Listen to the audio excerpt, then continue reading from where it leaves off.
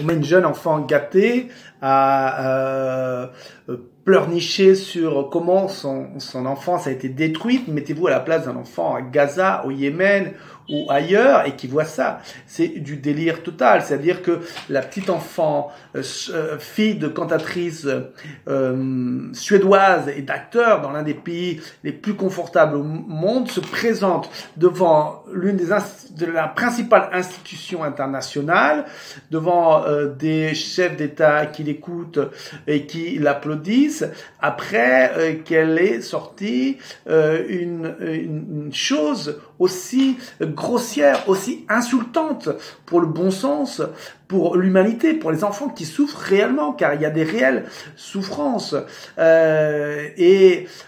Ceci, c'est absolument écœurant, c'est infâme, c'est ce qui nous permet... C'est ce qui nous permet de dire à Greta, écoute, calme-toi un petit peu, parce que là, tu dépasses les limites. Tu dépasses les limites, tu peux pas te présenter et jouer la martyre du monde parce que tu as des délires obsessionnels sur le fait que l'humanité va disparaître d'ici à 12 ans. Si l'humanité se détruit d'ici à 12 ans, ce sera plutôt à cause d'une guerre nucléaire, et qu'a fait Greta Thunberg pour le traité d'interdiction des armes nucléaires. Que fait-elle contre le fait que des pays aient des armes nucléaires en dehors du traité de non-prolifération comme Israël, comme on accuse Iran de l'avoir, mais bon, ça c'est encore une autre question dans laquelle on ne va pas rentrer en détail, mais il y a des dangers effectivement que l'on disparaisse, mais c'est pas à cause d'un possible réchauffement de 1 ou 2 ou 3 degrés. Si l'humanité ne peut pas tenir 1 ou 2 degrés de plus, eh bien, et qu'elle disparaisse. C'est une humanité qui ne mérite pas de vivre. Si l'humanité ne peut pas s'adapter à un changement de 1, 2, 3 degrés, cette humanité ne mérite pas de vivre. C'est une humanité d'idiots, d'incapables. C'est une humanité de gens qui sont figés et qui, au moindre changement, fondent. Le risque aujourd'hui, c'est pas la fonte des glaciers. Le risque aujourd'hui, c'est la fonte des cerveaux et de l'intelligence qu'ils sont censés générer. C'est ça le vrai risque. Et même s'il y a un réchauffement climatique, eh bien, au lieu de culpabiliser, au lieu de paniquer, au lieu de mettre des impôts verts, nous devons réfléchir ensemble et d'une manière rationnelle à des moyens pour faire face à un changement qui d'ailleurs ne me paraît pas si terrible que ça. L'humanité a eu, on peut avoir 2-3 degrés de plus, on s'en sortira. On s'en sortira. C'est pas la peine de engendrer une génération d'enfants, de lycéens angoissés et, faut le dire, capricieux. L'angoisse est le symptôme du caprice. C'est-à-dire que le caprice, le capricieux, tout répond à ses désirs et il s'angoisse quand le monde qui l'entoure ne répond plus à ses désirs. C'est ça. La grande maladie du siècle, du 21e siècle, c'est l'angoisse, la maladie psychologique.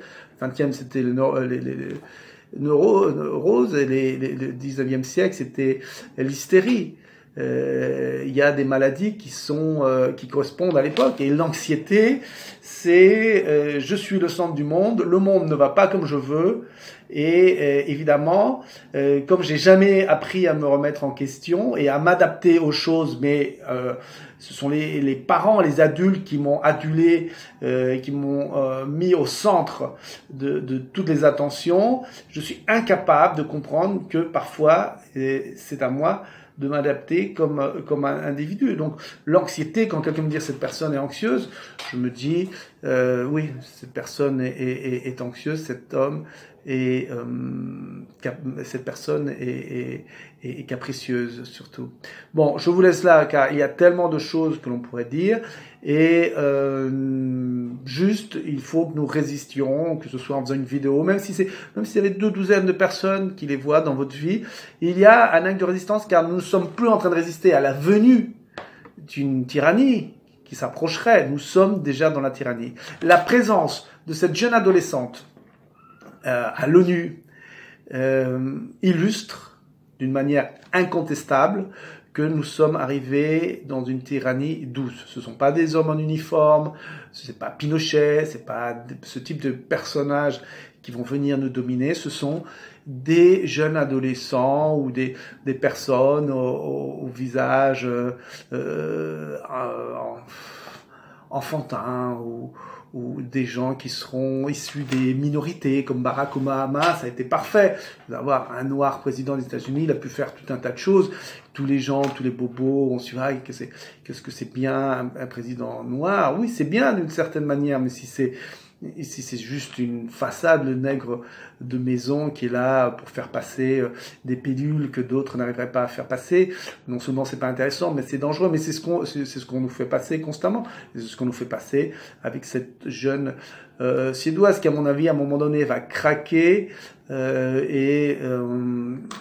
voilà, ils nous inventeront autre chose après. Bon, merci de m'avoir écouté et nous sommes là, nous devons résister. Et j'espère que les Gilets jaunes vont résister à cette idéologisation climatique. Je l'espère, car les Gilets jaunes ont été une grande source d'espoir, un grand souffle de réalité dans ce monde complètement perverti par des idéologies fumeuses, des idéologies dangereuses.